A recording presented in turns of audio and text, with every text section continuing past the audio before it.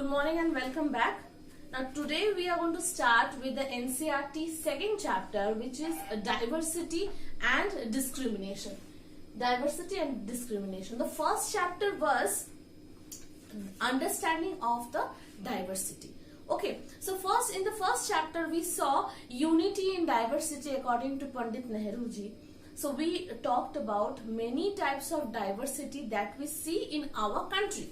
तो हम लोगों ने देखा था डाइवर्सिटी, जिसका मतलब होता है विविधता, और कितने अलग अलग किस्म के diversity which means mix, okay, और डिफरेंट, जो हम लोगों ने देखा था डाइवर्सिटी के बारे में. Okay, we saw this diversity. Now ये जो डाइवर्सिटी है, we feel so much proud of our country being a single country, and we have so much of diversity from different parts of the country in the world. Okay, so diversity, how it turns to discrimination. Like we feel so proud, we feel so happy that being in a single country, we speak so many languages, so many different cultures we follow, so many different things are there in our country. There are 8 major religions. We have 8 major religions in our whole world. And all this major religion are followed in our country. We have 1600 languages, okay, and 100 or 200, 100 to 200 types of dance forms. So so we are living in our country. But despite of all these things, how this diversity changes to discrimination, we will see here today. Now, there are different ways in which people are facing discrimination. Like for example, people talk in different languages. There are different caste system in our society. Okay, they eat different food. Okay, they practice different types of festivals. So all this led to a discrimination. Now in this chapter, in this NCERT book, there are 2 terms which are given. 2 term दिया गया है जो बहुत ही ज्यादा important है. एक term का नाम है प्रेजुडिस.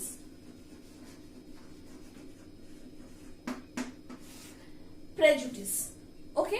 ना प्रेजुडिस का मतलब क्या होता है, हम यहाँ पे देखेंगे. प्रेजुडिस का मतलब होता है कि prejudice a kind of thing और a behaviour which is negative. Okay, negative in the feeling associated.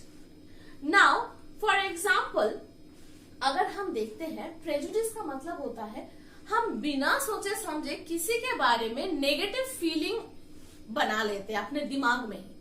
Okay, so that negative feeling, whatever the circumstances is, the person will be thinking negatively. Like for example, a person who don't know how to speak in English are said inferior in the society. जो इंसान हमारे दिमाग में होता है कि हम लोग कभी कभी सोच लेते हैं, अच्छा इस इंसान को इंग्लिश बोलना नहीं आता, इसका मतलब ये है कि ये इंसान जो है शायद कम जानता हो और उसको कुछ पता नहीं है. लेकिन the fact is not that. Maybe the person is very knowledgeable, maybe the person knows many thing, बहुत कुछ जानता है एक इंग्लिश बोलने वाले इंसान से, लेकिन फिर भी हम सोसाइटी में उसको नेगेटिवली देखते हैं. ऐसे काइंड के थॉट को हम प्रेजुडिस मानते हैं, जो हम लोग पहले से ही दिमाग में किसी इंसान को जज कर लेते हैं. पहले से ही इंसान हो, कोई सिचुएशन हो, कोई सर्कमस्टेंसेस हो, कोई लोग हो, कोई जाति हो, कोई प्रांत के लोग हो, इन सब को हम पहले ही नेगेटिवली जज कर लेते हैं. तो दिस थिंकिंग, स्पेशली नेगेटिविटी, सो ये जो चीज आती है, ये हमारा आता है प्रेजुडिस से. ठीक है, सो प्रेजुडिस के बारे में आपको पता है. Next, another very important type term which we have seen here is stereotype.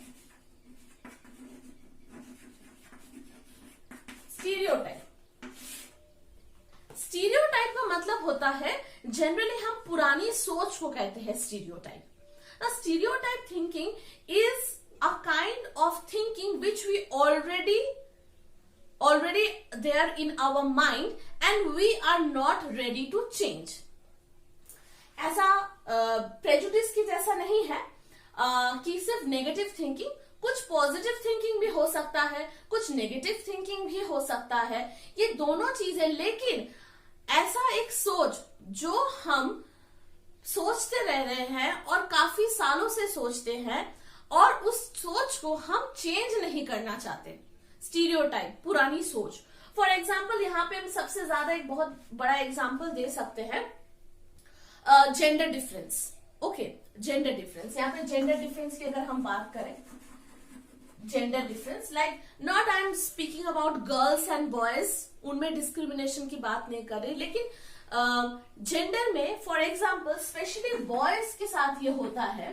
For example when a boy child is born, when a boy child, जब एक छोटा बच्चा पैदा होता है, लड़का, तो हम लोग बचपन से ही उसको एक ऐसे ढांचे में डाल देते हैं। वी हैव बोथ, मतलब we have girls, we have boys, so दोनों को हम परवरिश भी वैसे ही तरीके से करते हैं। Like how, like for example I am giving for boys, when a boy is growing up, we always give him bat, ball और एनी काइंड ऑफ कार्स और एनी काइंड ऑफ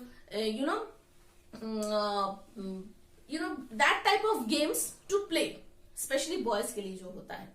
So इसका मतलब हम सोचते हैं if we give a small car toy, एक गाड़ी अगर हम एक बच्चे को खेलने के लिए देते हैं तो हमारे दिमाग में रहता है कि ऐसे ही गाड़ी वो बड़े होके चलाएगा। ओके, सो ये हमारी सोच है। हम कभी एक बच्चे को, एक बॉय चाइल्ड को कभी एक सॉफ्ट टॉय या डॉल नहीं खरीद के देते। That is meant for girls। क्यों, गर्ल्स का क्या होता है, we think that girls are very mild, very soft spoken, और गर्ल्स का खिलौना भी उस किस्म का होना चाहिए। So when a boy cries, so when a small child, when he get hurt or when he falls down and when he cries, we tell him always, don't cry, you are a boy। Okay, ये हम हमेशा बोलते हैं कि जब छोटा बच्चा गिर जाता है, भले छोटा लड़की हो, छोटा लड़का हो, जब महेश एकदम 2-3 साल का होता है, गिरने के बाद तो सारे ही बच्चे रोते हैं। लेकिन हम क्या कहते हैं एक लड़के को कि आप क्यों रो रहे हो, क्योंकि लड़के कभी रोते नहीं हैं। Okay, so this is a thinking that we are developing. सब में है ये कोई नई चीज नहीं है, ये बहुत पुरानी सोच है, लेकिन हम वैसे ही बड़े हुए हैं और हमारे साथ भी ये सोच आगे तक जा रहा है। So this is what, this is a stereotype thinking. Okay, ये जो पुरानी सोच है जो चलता आ रहा है, और ये दोनों चीज जब जुड़ जाते हैं, this led to a lot of discrimination. ये द थिंग ऑफ नेगेटिविटी, कि कोई एक प्रांत के लोगों को हम लोगों ने देख लिया और देखने के बाद बोला okay this people are uneducated, this people are not civilized, हम दिमाग में नेगेटिव थॉट बना लेते हैं। लेकिन हम लोग कभी ये नहीं सोचते कि वहां से भी शायद बहुत इंटेलिजेंट और बहुत ही अच्छे लोग भी हो सकते हैं, बट हमारी थॉट है वो नेगेटिव है। वैसे ही स्टीरियोटाइप जो हम लोग पहले से ही सोचते आ रहे हैं और हम अपने आप को चेंज नहीं करना चाहते हैं। तो this two type, this are the two important types जो हमारे थिंकिंग, हमारे दिमाग में होता है। This led to discrimination. Discrimination मतलब भेदभाव। Okay, now for example I am going to give you, now we are going to talk in inequality, inequality and discrimination. Now what is inequality and discrimination? How does it become an inequality?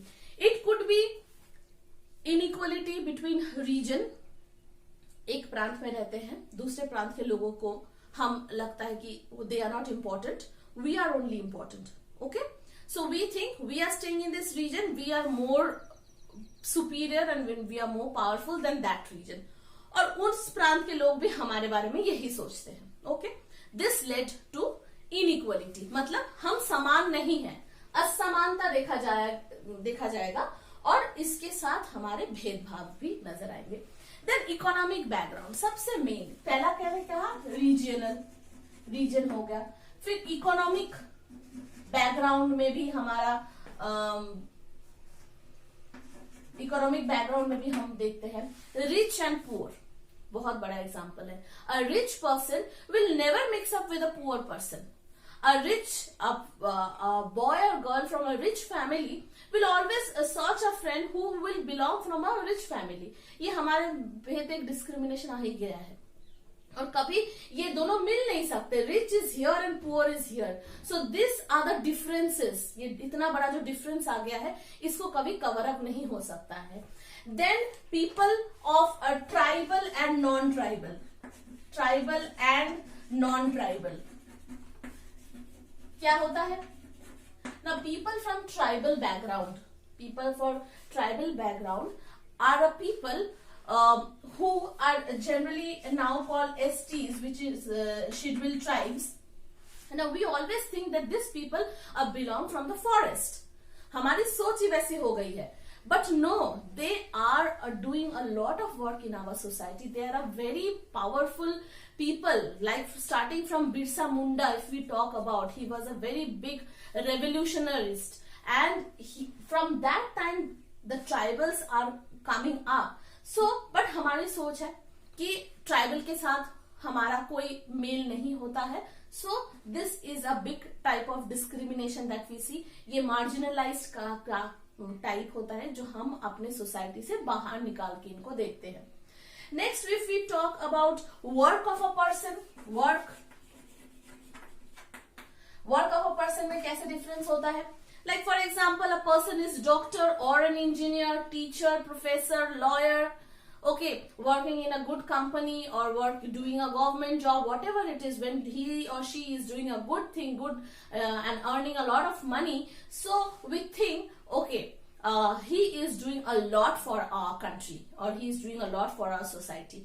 But the same thing when we talk about a sweeper, or we talk about a person who clean, or a cobbler, जब एक इंसान बड़ा नौकरी करता है, doctor engineer बन जाता है, तब सब जाके उससे हाथ मिलाते हैं, हैंडशेक करते हैं। लेकिन वही इंसान सेम जब कोई स्वीपर का जॉब करता है, मतलब क्लीनिंग का काम करता है, या फिर जूते सीता है, कोबलर होता है, then we are not we are not able to mix up with this person. हम कभी जाके उनको हैंडशेक नहीं करते, और ये कभी थैंक नहीं बोलते हैं कि यस थैंक यू, क्योंकि आप हमारी सोसाइटी को क्लीन रखते हो। The most important work that you are doing, आपके जैसा काम कोई नहीं कर सकता, but we don't thank them, and ये एक बहुत बड़ा discrimination, and they are discriminated in our society. So these are the some of the inequality that are based in our society. Next we are going to talk about a small story which the father of our constitution, Dr. B.R. Ambedkar has faced in his life. Like when it was a time of 1901 की बात कर रहे हैं हम, आज से बहुत बहुत साल पहले की बात, when Dr. B.R. Ambedkar was a child and he was traveling. Okay, वो ट्रैवल कर रहे थे अपने भाई के साथ, and he was supposed to go to Koregaon to meet his dad. उसके डैड उस स्टेशन में आने वाले थे। तो तब क्या होता है कि वो जब स्टेशन में रुके, and it was a long time, उसके डैड, उसके फादर नहीं आए, तो सबने पूछा कि आपको कहाँ जाना है। So he was educated, he was looking good, he was wearing clean clothes. Okay, तो सबने सोचा कि वो शायद एक अच्छे घर का लड़का होगा, और अच्छे कास्ट का, या इसका मतलब है ऊंचे कास्ट का लड़का होगा, उन्होंने सोचा था।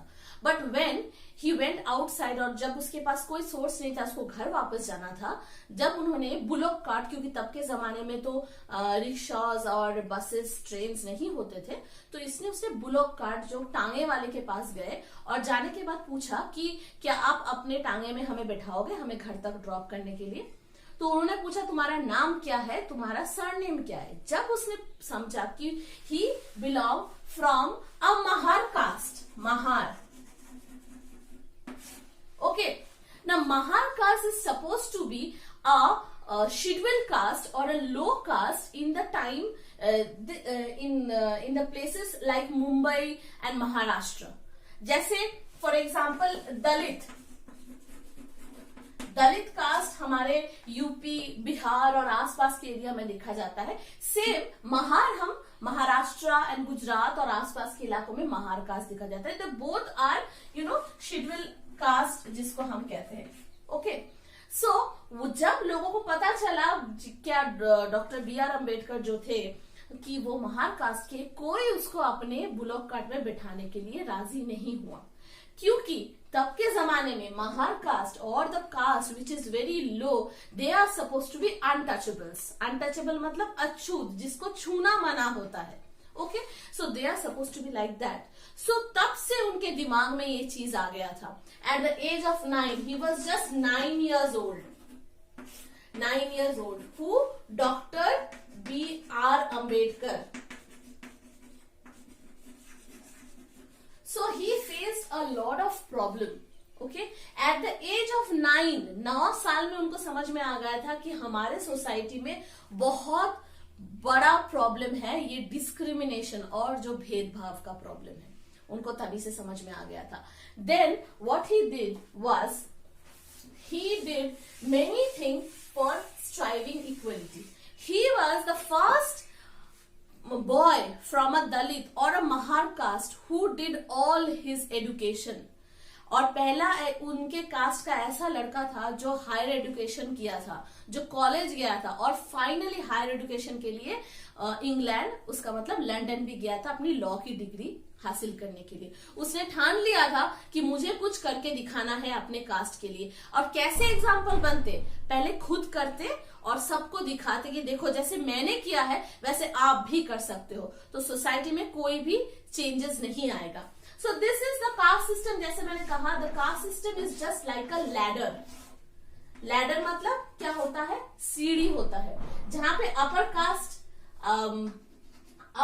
सबसे ऊपर होता है एंड लोअर कास्ट सबसे नीचे होता है, और जिसको हम जनरली शेड्यूल कास्ट भी कहते हैं। सो this is like a ladder, सीढ़ियों जैसा है, और अपर कास्ट को सबसे ज्यादा बेनिफिट मिलता है और लोअर कास्ट को सबसे कम बेनिफिट मिलता है। बट अनटिल एंड अनलेस मिलता है नहीं, मिलता था, क्योंकि जब तक हमारा कॉन्स्टिट्यूशन नहीं बना था। जब doctor B R Ambedkar ji ने हमारा कॉन्स्टिट्यूशन लिखा, तो कॉन्स्टिट्यूशन लिखने के बाद as in for marginalized caste से बहुत सारे रिक्वायरमेंट्स आ रहे थे। ओके, बहुत सारी चीजें आ रही थी, because they were not allowed to get inside the temples, they were taught as untouchable, कोई चीज छू ले नहीं सकते थे, गांव के अंदर प्रवेश नहीं कर सकते थे, like many other things they are facing a lot of problem. People could not let them entry to a school. एक लोअर कास्ट का जो बच्चा होता था, उसको स्कूल में अगर वो पढ़ने लिखने आता था तो उसको स्कूल के कॉर्नर में नीचे बिठाया जाता, और अपर कास्ट के बच्चों को बेंच में, टेबल में ऊपर बिठाया जाता। So this type of discrimination, ये जो डिस्क्रिमिनेशन हमारे कंट्री में था, इसको हटाने के लिए हमारे डॉक्टर बी आर अम्बेडकर ने बहुत सारे चीजें, हमारा कॉन्स्टिट्यूशन बनाया। एंड कॉन्स्टिट्यूशन जब बना तो कॉन्स्टिट्यूशन में सबसे पहले लिखा गया right to equality, right to equality. Okay, right to equality मतलब हमारा हक है समान होने में, सबके जैसा सेम जो इक्वलिटी होती है उसमें हमारा सबसे पहला हक है कि हम सब इक्वल हैं। And for right to equality then rise to many other things in India. Now, right to equality means every person has an equal right to do all the things everybody doing in the country, right opportunities, right jobs, okay, right to live or everything. एक upper caste को जो भी हक मिलता था, lower caste को वही हक मिल रहा था। That's why some seats are also reserved in our country for specially for the lower caste, ताकि उनको आगे अपॉर्चुनिटी भी मिले। सो इसकी वजह से क्या हुआ, हमारा गवर्नमेंट जॉब्स में आजकल आज हर एक जगह पे गवर्नमेंट जॉब्स हो, भले गवर्नमेंट स्कूल हो, डिफेंस हो, हर एक जगह पे हम देख सकते हैं अलग अलग भेदभाव नहीं हो रहा है, ये सारी चीजें हम देख सकते हैं।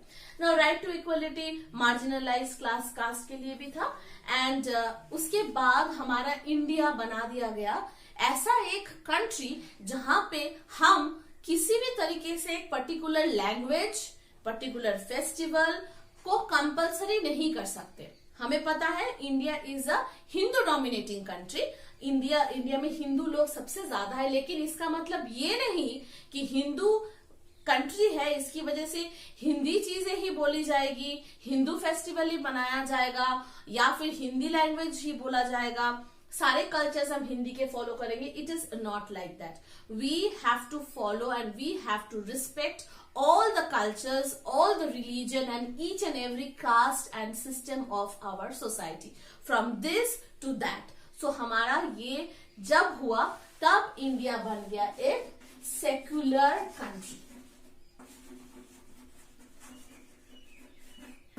और जैसे सेक्युलर कंट्री बना उसके बाद से हमारे ये जो डिस्क्रिमिनेशन, ये अनटचेबिलिटी अबॉलिश हो गया है, और ये एक बहुत बड़ा क्राइम है जो आजकल बहुत ही कम देखा जाता है, वैसा होता भी नहीं है। तो ये सब जैसे हुआ तब जाके हमारा डिस्क्रिमिनेशन काफी हद तक आज today we are in the 21st century से भी आगे आ रहे हैं हम, और आज के जमाने में अगर हम देखा जाए तो आज हम डिस्क्रिमिनेशन से बहुत आगे बढ़ चुके हैं। अभी उतना भेदभाव नहीं होता है हमारे सोसाइटी में। Okay, so here we are with the chapter. I hope आपको समझ में आ गया हो डिस्क्रिमिनेशन और भेदभाव का मतलब क्या है, कैसे हम भेदभाव करते थे और कैसे आगे भेदभाव हमारा हो रहा है कुछ कुछ चीजों में। So this is the chapter. I will give you notes and everything, follow the notes, do the question answers, and will get back to you in the next topic. Thank you and have a great